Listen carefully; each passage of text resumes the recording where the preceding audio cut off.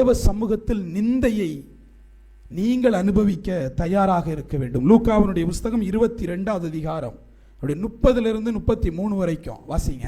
நீங்கள் என் ராஜ்யத்திலே என் பந்தியில் பானம் பண்ணி இஸ்ரவேலின் 12 கோத்திரங்களையும் நியாயம் தீர்க்கிறவர்களாய் சிங்காசனங்களின் மேல் உட்காருவீர்கள் என்றார். பின்னும் சீமோனே சீமோனே, இதோ கோதுமை சுளக்கினால் பிடிக்கிறது போல சாத்தான் உங்களை பிடிக்கிறதற்கு உத்தரவு கேட்டுக்கொண்டான். நானோ உன் விசுவாசம் ஒளிந்து போகாதபடிக்கு உனக்காக வேண்டிக் கொண்டேன். நீ குணப்பட்ட பின்பு உன் சகோதரை சிதப்படுத்து என்றார். அதற்கு அவன், ஆண்டவரே, காவலிலும் சாவிலும் உம்மை பின்பற்றி வர ஆயத்தமா இருக்கிறேன் என்றான். ஹல்லேலூயா. நம்ம சாத்தான் கொஞ்சம் குசும்புக்காரன். கடவுளுக்கு யாரை பிடிக்குதோ அது அவனுக்கும் பிடிச்சு போயிருது. பேதுரு தேவனோடு இருக்கிறாப்புல, தேவனோடு இருந்தாப்புல, அதை தாண்டி அவர் ஒன்றும் பண்ணல. ஏன்? டேய், நான் மகிமையில் ஏறெடுக்க போறேன், உட்காந்து ப்ரேயர் பண்ணுன்னு சொல்லிட்டு போனார். இவன் அற்புதத்தை பார்த்து வந்த பேதுரு அவன் படுத்து தூங்கிட்டு இருக்கான். அவர் கீழே வந்து கேட்கிறாரு, டே 1 மணி நேரம் முழிச்சிருக்க மாட்டியா? அவரும் பல முறை தட்டி எழுப்புனாரு, டே ப்ரேயர் பண்றான். அவன் கேட்ட பாடு இல்லை. முடிச்சதுக்கு அப்புறம், எல்லாம் முடிச்சதுக்கு அப்புறம் கூப்பிட்டு வச்சு சொல்றாரு, இந்த பாரு, சாத்தான் இருக்கான்ல, சாத்தானு உன்னெல்லாம் சோதிக்கணும்னு கேட்டான்ப்பா, நான் கொடுத்துட்டேன். ஆனாலும் நீ விசுவாசத்தோடு இருக்கணும்னு நான் நினைச்சுக்கிறேன். எப்படி? உன் விசுவாசம் உன்கிட்ட இருக்கணும்னு நான் நினைச்சுக்கிறேன். ஆனா சாத்தான் என்ன பண்ணுவான்? உன்னை சோதிப்பான். அதுக்கு அவன் சொன்ன வார்த்தை தான் பெருசு. என்ன வார்த்தைங்க? அதை வாசிங்க. அதற்கு அவன், ஆண்டவரே, காவலிலும் சாவிலும் உம்மை பின்பற்றி வர ஆயத்தமாயிருக்கிறேன். யாரு சொல்றது? பேதுரு எப்ப சொல்றான் தெரியும்ல? மறுதலிக்க முன்னாடி நான் சொல்றேன். மறுதலிக்க முன்னாடி. எப்படி? காவல்ல போட்டாலும் சரி, என்னவன் சாவுல போட்டாலும் சரி, உம்மை பின்பற்றி வர நான் ஆயத்தமா இருக்கிறேன் அப்படின்ட்டாப்ல. அப்படியே திரும்பி சொன்னாரு, 3 முறை நீ என்னை மறுதலிப்பாய். வாயை வச்சுட்டு சும்மா இருந்திருக்கணுமா இல்லையா? அவர்கிட்ட போய் புல்டப், செத்தாலும் சரி, காவல்லையே போட்டாலும் சரி, நான் அப்படிலாம் அசர மாட்டேன், ஆயத்தமா இருக்கிறேன் அப்படின்னு சொன்னோன்னே, ஆயத்தமா தானே இருக்கிற? சாத்தானும் ஆயத்தமா தான் இருக்கிறான். நீ என்ன பண்ணு? 3 முறை என்னை மறுதலிப்பாய். நடக்காதுன்னு சொல்லிட்டு பின்னாடி போறான். நடந்தவன் அதே போக்கில் நடந்தா இவர் எனக்கு தெரியாதுன்ட்டான். 1 தடவை 2 தடவை 3 தடவை தெரியாதுங்கிறான். 3வது தடவை தெரியாதுன்னு சொல்லி திரும்பி பார்க்கும்போது அங்க அவர் திரும்பி பார்க்கிறார். 3 தடவைல 2வது முறையெல்லாம் திரும்பி பார்க்கல. ஏன்? முழுசா அவனை முதல்ல அறிஞ்சுக்கணும். கடைசியா ஒரு பார்வை. புரிஞ்சுக்கிட்டியாடா? இப்ப அந்த வார்த்தை எப்படி இருந்திருக்கும் அவனுக்கு? தேவன்ட்ட நம்ம எப்படி சொன்னோம்? காவலிலும் சாவிலும் உம்மோடு வருவனுப்பா, நான் ஆயத்தமா இருக்கிறேன்ப்பா. இப்படி சொல்லிட்டு தான் எல்லாரும் கிளம்பணும் இல்லையா? பேதுருவை போல் இப்படி சொல்லிட்டு தான் எல்லாரும் கிளம்புறோம். இன்னைக்கு சிலுவை பக்கத்தில் வந்து மறுதலித்து நிற்கிறோம். 2 வழி, ஒன்று மனம் திரும்போது, இல்லைன்னா மரணித்து போறது. பேதுரு தேர்ந்தெடுத்தான் பாருங்களேன், மரணத்தினால் அவரை மகிமைப்படுத்த. அந்த இடத்துல தான் இந்த வாக்கு உண்மையாகிறது. நான் காவலிலும், தேவன் இல்லைங்க பக்கத்திலேயே. தேவன் இருக்கும்போது விசுவாசம் இருக்கும் நம்ம நினைப்போம். தேவன் இல்ல பக்கத்துல. ஆனால் அப்ப அவன் அனுபவிக்கிறான். வார்த்தையால் அப்ப அவன் சொல்லவே இல்லை. இன்னைக்கு நிறைய பேர் வார்த்தையால் வாழ்ந்து கொண்டிருக்கிறோம், வாழ்க்கையில் தேவன் இல்லை. வாய் ஸ்தோத்திரங்குது, அல்லேலூயாங்குது, ஆனால் வாழ்க்கையில் தேவன் இல்லை. எந்த கேப்ல எந்த பாவத்தை செஞ்சுட்டு வர முடியும்னு பார்க்கிறோம். எங்கெல்லாம் தேவனை மறுதலிக்க முடியும்னு பார்க்கிறோம். பேதுரு, மறுதலித்த பேதுரு மனம் திரும்பினான், காவலில் போடப்பட்டான். தேவனுக்காக அவன் சகித்தான். சாவில் கொடுக்கப்பட்டான், தேவனுக்காக அந்த நிந்தையை அனுபவித்தான். தேவன் அவனை பாக்கியவான் என்று சொன்னார். அல்லேலூயா. அதான் அந்த வசனம் சொல்லு பாருங்க, என் ராஜ்யத்தை உங்களுக்காக வைத்திருக்கிறேன் என்று சொன்னார். 12 பேருக்கும் என்ன சொல்லிட்டாருன்னா, கஷ்டப்பட்டு இந்த 12 பேரும் இப்படி நிந்தை அனுபவிச்சாங்களே, எதுக்காக நினைக்கிறீங்க?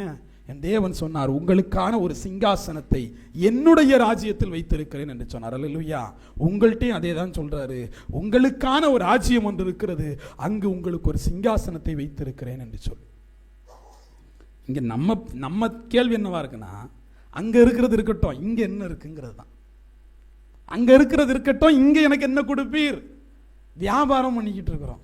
தேவ சமூகத்தில் தேவனை மறுதலிக்கக்கூடியவர்களாக நாம் வாழ்ந்து கொண்டு இருக்கிறோம். மத்தேயு சொன்ன அந்த வசனம் இருக்கு இல்லையா? மத்தேயு 5:11-12 சேர்த்து வாசிங்களேன்.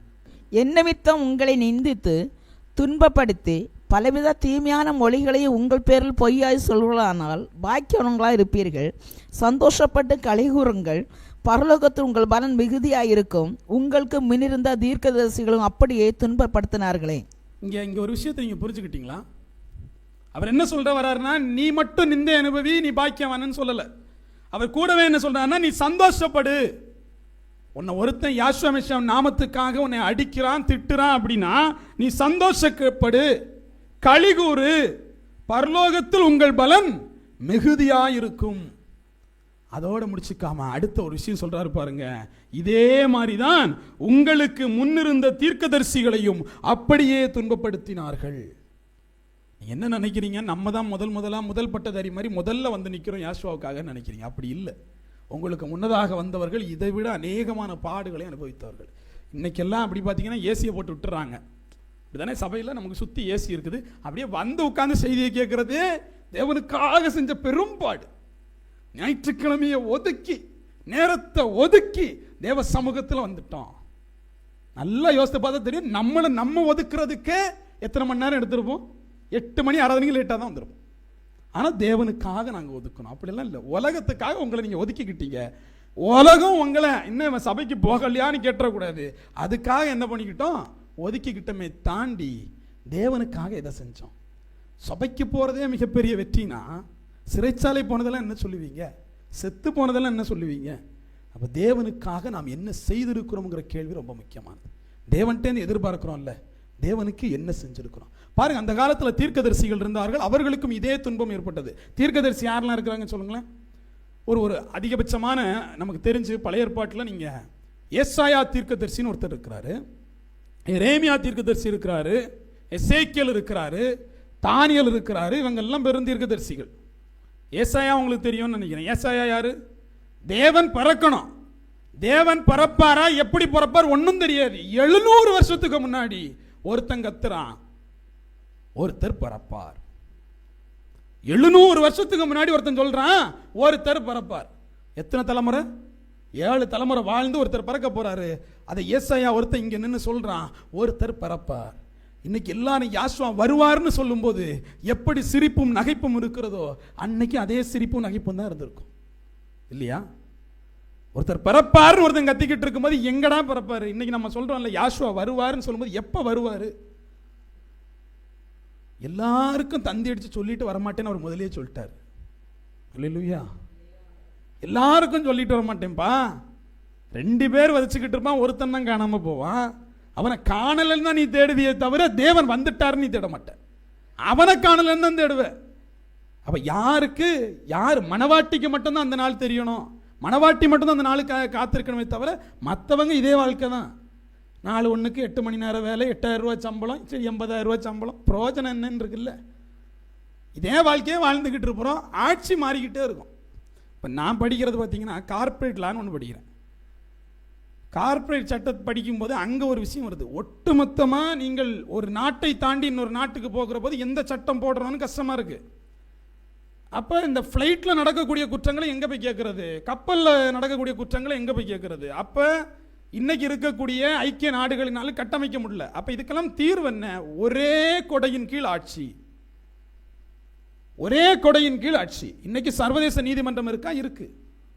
கொஞ்சம் கொஞ்சமாக வளர்த்தி எடுத்து நம்ம என்ன பண்ண போறோம்? ஒரே கொடையின் கீழ் ஆட்சி. இதுதான் சட்டத்தினுடைய முக்கியமான பங்கு. ஒரே சட்டம் இருந்தால் பிரச்சனை இல்லை. இன்னைக்கு எல்லா இடமும் அந்த ஒரேங்கிற வார்த்தை கேட்குது. இது முன்னாடியே பைபிள் கேட்டுச்சு. ஒரே ஒரு ஆட்சியின் கீழ் எல்லாரும் ஆட்சி செய்யப்படுவீர்கள். அதுதான் அந்தி கிறிஸ்துவின் ஆட்சின்ட்டு. அப்ப இன்னைக்கு நான் வந்து ஒரு என்னோட படிக்கக்கூடிய ஒரு பையனுடைய திருமணத்திற்கு போறேன். நான் படுத்து போகக்கூடியது பக்கத்தில் ஒரு ஆள் இருக்கிறாரு. அவர் என்கிட்ட சொல்றாரு, நான் விவசாயிப்பா அப்படிங்கிறது. ஏக்கர் கணக்கில் இருக்க ஆள் வச்சு விவசாயம் பண்றேன். ஆனா இந்த பூமியில விளையிறத மட்டும் நீ சாப்பிட்றாத அப்படிங்கிறாரு. எனக்கு ஆச்சரியமா இருந்துச்சு. பூமியில விளையிறதான் எல்லாரும் சாப்பிடுங்கிறான், இந்த ஆள் சாப்பிடாதேங்கிறானே, கேட்ட விவசாயிங்கிறான். அது அவர் சொல்றாரு, நான் ஒரு விஷயத்தை உருவாக்குறதுக்கு முன்னாடி உள்ள என்னென்ன போடுறேன்னு எனக்கு தெரியும். நீ பார்க்க தான் அது என்ன இருக்கு, கத்தரிக்காய் புடலங்காய் எல்லாம் விஷம் அப்படிங்கிறது யார் சொல்ற? ஏக்கர் கணக்கில் விவசாயம் பண்ணக்கூடிய விவசாயி சொல்றாப்புல இதுதான் நிலைமை. அப்ப நாடு எதை நோக்கி போகுது? அது ஏதோ ஒரு விதத்தில் அழிவை நோக்கி போய்கொண்டே இருக்குது. அழிவுன்னு தெரிஞ்சும் வாழ்றதுக்கு பழகக்கூடிய ஒரு சூழ்நிலையை நோக்கி நம்ம என்ன பண்ணிட்டு இருக்கோம்? போய்கிட்டே தான் இருக்கிறோம். ஆனால் இன்னும் நமக்கு விழிப்பு வரல. தேவன் ஒருவர் இருக்கிறார், அவருடைய ராஜ்யம் ஒன்று இருக்கிறது, அதற்காக நான் வாழ வேண்டும் என்று சொல்லி. தேவன் வாழார் வரல விடுங்க, நீங்க நாளைக்கு இருப்பீங்களா? கதை இருக்குல்ல. நம்ம நாளைக்கு இருப்போமா? எனக்கு நன்றா தெரிஞ்ச ஒருத்தர் இருக்கிறாரு. அவருக்கு படிச்சு முடிச்சிட்டாரு, திருமணம் பண்ணிட்டாரு. ஒரு குறிப்பிட்ட வயது, ஒரு 3-4 வருடத்தில் திடீர்னு சொல்லிட்டு உடல்நிலை குறைவுன்னு சொல்லி மருத்துவமனைக்கு போறாரு. போன அப்புறம் தான் தெரியுது அது வெறும் கட்டி இல்லை, கேன்சர் கட்டி. நல்லா இருந்த பையன், தலைமுடி ஒன்றும் இல்லை, மொட்டை அடிச்சுக்கிட்டு வாழ்க்கை நான் என்னன்னு தெரியாம, என்னைக்கு மரணம் வரணும்னு தெரியாம மறிச்சு கூட போயிடலாம். அதுக்கு நாளைக்கா நாளன்னைக்கான்னு தெரியாம வாழ்க்கை அப்படியே ஓடுறது இருக்குல்ல, மரண பயத்துல. இதுதான் வாழ்க்கை. எப்படி இருந்திருப்பான்? என்ன மாதிரி என் வயதில் ஓடி இருக்கலாம், நாளைக்கு மருத்துவமனைக்கு போனா என்ன கதைன்னு தெரிய மாட்டேங்குது. அதுதான் என்னுடைய வாழ்க்கை. அப்ப தேவ சமூகத்தில் நான் எந்த இடத்துல நிற்கிறேன், என்னைக்கு முடிய போது எதுவும் தெரியல. குறைந்தபட்சம் நீங்கள் ஆதாயப்படுத்திக் கொள்வது உங்களுடைய ஆத்மாவை தான். அல்லேலூயா. அந்த ஆத்மாவுக்காக நான் என்ன செய்தேங்கிற கேள்வி ரொம்ப முக்கியமானதா இருக்கு. நம்ம சொன்னாங்களே இந்த தீர்க்கதரிசியெல்லாம் துன்பப்பட்டார்கள் என்று சொல்லி. ஏசாயா என்ன பண்றாரு? 700 வருஷத்துக்கு முன்னாடி அவர் சொல்றாரு. ஏசாயாவுடைய புஸ்தகம் 6வது அதிகாரத்தை எடுங்க. அந்த இடத்துல நீங்க பார்த்தீங்கன்னா, வீட்டில் போய் அந்த அதிகாரத்தை நீங்க வாசித்தீங்கன்னா, அவருக்கு ஒரு காட்சிப்படுத்தப்படுது. ஒரு சிங்காசனம் இருக்கிறது. அந்த சிங்காசனத்தில் ஒருவர் வீற்றிருக்கிறார். சேராபீன்கள் அவரை சுற்றிலுமாக இருக்கிறது. அந்த சேராபீன்களுக்கு ரெண்டு சேட்டை இருக்கு, அதை வச்சு முகத்தை, இன்னும் 2 சேட்டை இருக்கு, அதை வச்சு காலை, இன்னும் 2 சேட்டை இருக்கு, அதை வச்சு பறந்துகிட்டு இருக்குது. இப்படி இருந்துகிட்டு இருக்குது. இவர் அப்படியே தன்னை பார்க்கிறார். ஏசாயாவுடைய அழைப்பை நான் சொல்றேன். அவர் அப்படியே தன்னை பார்க்கிறாரு. ஐயோ நான் பாவியான மனுஷன், அசுத்த நாவுள்ள மனுஷன் என்று சொல்லி அந்த இடத்துல கதறாரு. அந்த சேராபீன்கள்ல ஒண்ணு போய் இந்த அக்கினி தழலை எடுத்து அவருடைய நாக்குல வைக்குது. வாசிங்களே அந்த வசனத்தை. அப்பொழுது சேராபீன்கள் ஒருவன் பலிபீடத்திலிருந்து தன் கையிலே பிடித்த குறட்டால் ஒரு நெருப்பு தழலை எடுத்து என்னிடத்தில் பறந்து வந்து அதனால் என் வாயை தொட்டு, இதோ இது உன் உதடுகளை தொட்டதனால் உன் அக்கிரமம் நீங்கி உன் பாவம் நிவர்த்தியானது என்றான். பாருங்க, ஏசாவை அழைக்கக்கூடிய அந்த அழைப்புங்கிறதே உன்னுடைய பாவத்தை நீக்கிட்டு அவனை அதுக்கப்புறம் பணிக்காக அழைக்கிறார்.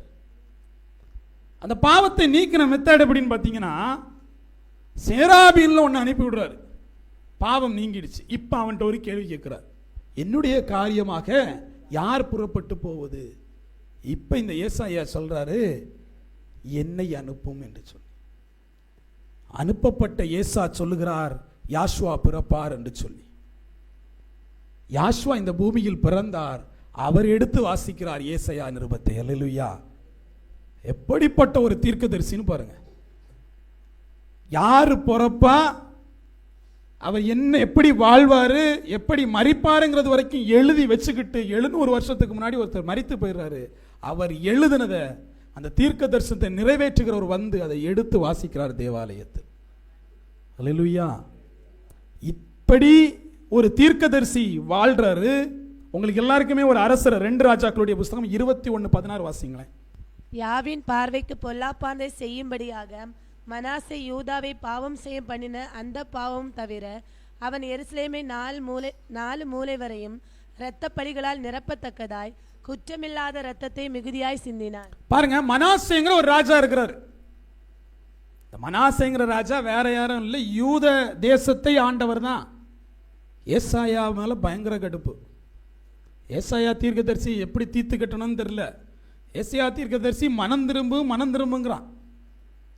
அதனால ஏசாயா தீர்க்கதரிசியை அப்படியே பிடிச்சு, உங்களுக்கு எல்லாம் தெரியும்னு நினைக்கிறேன், மரம் இருக்கிற ரம்பம் தெரியும்ல, மரம் அறுக்கக்கூடிய ரம்பத்தினால் அவனுடைய கால் துவங்கி தலை வரைக்கும் 2ஆக அறுத்து கொலை செய்யப்பட்டான். அதுதான் ஏசாயா தீர்க்கதரிசியினுடைய நிந்தை. ஒரு தீர்க்கதரிசி தேவனுடைய வார்த்தையை விளம்பினார். அதுக்கு இந்த மனாசே என்கிற ராஜா கொடுத்த தண்டனை என்னன்னா, மரம் அறுக்கக்கூடிய ரம்பத்தை வைத்து அவன் உடலை 2ஆக அறுத்து போட்டது. அந்த வசனம் அப்படிதான் சொல்லிச்சு இல்லையா, தீர்க்கதரிசிகளையும் அவர்கள் துன்பப்படுத்தினார்களே என்று சொல்லி. எபிரியருடைய புஸ்தகம் 11:37 வாசிங்க. கல்லெறி உண்டார்கள், வாளால் அறுப்புண்டார்கள், பரீட்சை பார்க்கப்பட்டார்கள், பட்டயத்தினால் வெட்டப்பட்டு மரித்தார்கள், செம்மறியாட்டு தோள்களையும் எப்படி பட்டயத்தினால் வெட்டப்பட்டு மரித்தார். மரித்தார்கள். முதல்ல சொல்லுங்க. கல்லெறி உண்டார்கள், கல்லெறி உண்டார்கள், வாளால் அறுப்புண்டார்கள், வாளால் அறுப்புண்டார்கள், பரீட்சை பார்க்கப்பட்டார்கள், பரீட்சை பார்க்கப்பட்டார்கள், பட்டயத்தினாலே வெட்டப்பட்டு மரித்தார்கள், பட்டயத்தினாலே வெட்டப்பட்டு மரித்தார்கள். எத்தனை பேர் இந்த நிந்தைகள்லாம் தயாரா இருக்கிறோம்? எடுறா வாழை கொண்டு வாடாங்கிற மாதிரி, நான் ரெடிப்பா அப்படிங்கிற மாதிரி யார் கிளம்புறோம் இல்லையா? போன வருடம் நிந்தையை அனுபவின்னு தேவன் சொன்னார்ல, என்னென்ன நிந்தை அனுபவிச்சோம்? வாழை கொண்டு வந்தாங்களா, கல்லை கொண்டு வந்தாங்களா? பாருங்க, தீர்க்கதரிசி ஏசாயா